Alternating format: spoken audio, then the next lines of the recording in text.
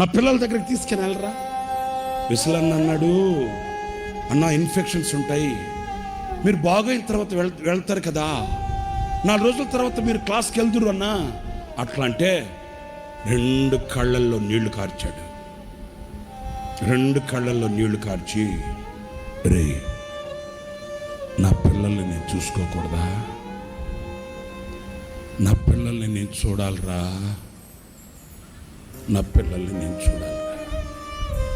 ఆయన కళ్ళల్లో నీళ్లు చూడగానే ఏం చేయాలో అర్థం కాక ఆయన మంచాన్ని అట్లాగే బయటకు పట్టుకొచ్చేసి బైబిల్ సెమినార్కి తీసుకెళ్ళి ఆ బైబిల్ సెమినార్ పిల్లలకి కనబడేటట్లు మంచాన్ని ఇట్లా ఏటవాలుగా పెడితే మైక్ కూడా పట్టుకోలేని పరిస్థితుల్లో మేము ఒకరు మైక్ చేతి దగ్గర పట్టుకుంటే మరణం అనే మంచం మీద